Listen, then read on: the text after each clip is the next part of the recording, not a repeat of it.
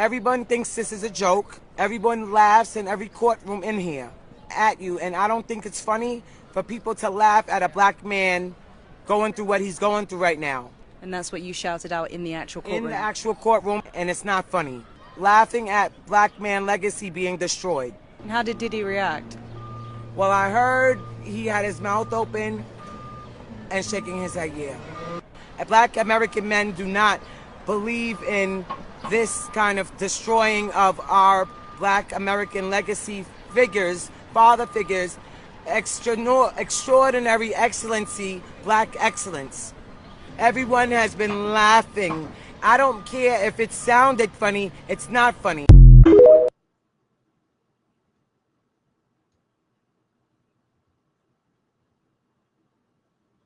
Trial. Frank Piazza testified hotel surveillance footage of Combs assaulting former girlfriend Cassie Ventura was not altered.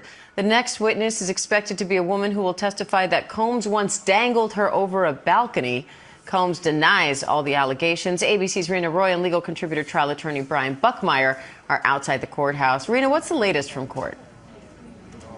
Well, Diane, Frank Piazza is still on the stand this morning, and he is telling jurors a little bit more about that 2016 video where we see Sean Diddy Combs dragging and kicking Cassie Ventura at the Intercontinental Hotel in Los Angeles. Now, as you pointed out, he testified that that video was not manually altered. And he says that there are no anomalies in that video that would corroborate the defense's suggestion that the footage was manipulated somehow.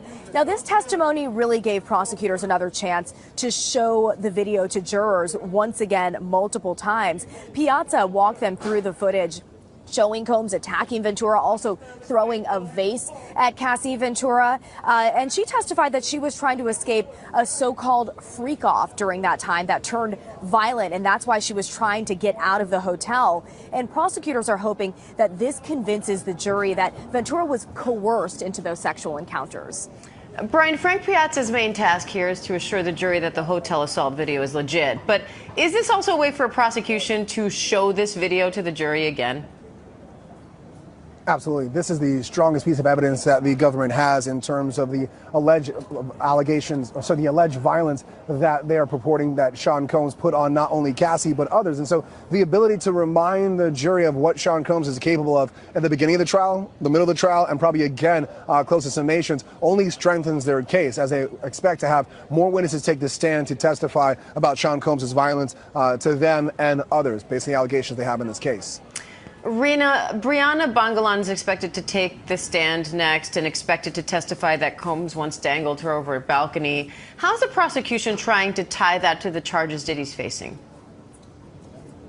Yeah, well, Brianna Bongalan, Diane, known as Bana, she's expected to take the stand pretty soon at this point. And she filed a lawsuit against Combs last year, accusing him of dangling her off that 17th floor balcony. You see her there arriving to court earlier this morning.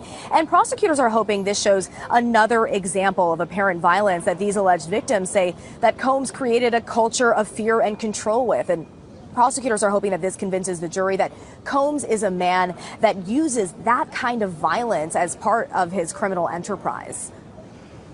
And Brian, how do you think the defense is going to handle Bana's testimony?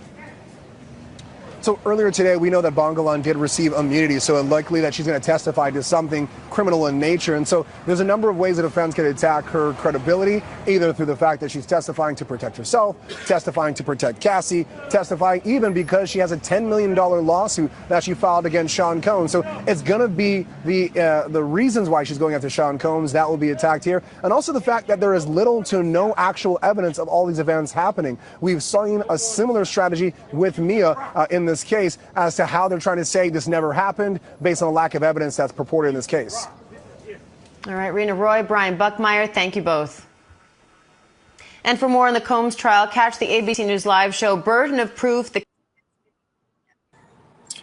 Cassie's friend was testified for the prosecutor. She was cross-examined a little bit today, and she will be cross-examined more tomorrow. So with that being said, Ronnie, let's talk about it. Let's catch up with the Diddy case. You know, what's your take so far when it comes to the prosecutors, try to build a case against Diddy, but also Diddy's, defense is trying their best to cross-examine and try to plead their case as well. See, this is the thing. A lot of people are misconstruing, right? They getting the two things messed up. They think because people are trying to figure out why the prosecution keeps going over the domestic violence that transpired between Diddy and Cassie at that hotel, because they're trying to plant to show that Diddy was running an enterprise for the RICO. Remember, we trying to see where they're gonna get Diddy on the RICO. They're trying to get Diddy on the RICO to show that he been doing the enterprise. He been coercing these employees, getting them to the point of fear, to the point that they had to do what he said. So there we go, High King. That's why they're gonna get him probably on the racketeering, because they're like on the RICO, because they're like, hey, you see, he's using his enterprise to scare these people away. So that's the reason why they were doing certain things. So when it came to aspect of these free calls, so Cassie didn't want to do it not against her will. So he used to abuse her, hurt her, and this and that. The prosecutor, I'm not gonna lie, they're doing a good job proving that case. So he might be charged for that one. But when it comes to the sex trafficking one, that's the only one I'm still like he might be that one, because they have not proved any form of sex trafficking yet.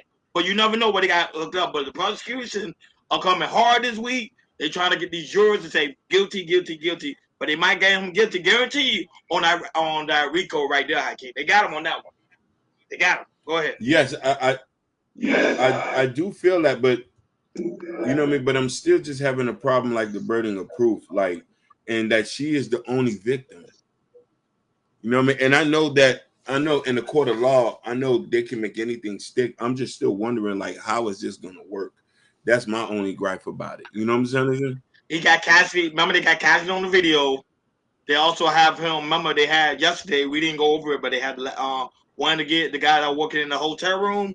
And they have him saying, "Hey, Diddy was willing to pay him," and he actually called them. So they got the text message like, "Hey, Diddy was like, yo, I'll pay you 100." So it doesn't look good, Hakeem. They might get him on that one. So you have all those key components. So they're like, okay, we're gonna get him on the RICO. Just in case if we don't get him on the sex trafficking, we got him on the RICO, which is 20 years.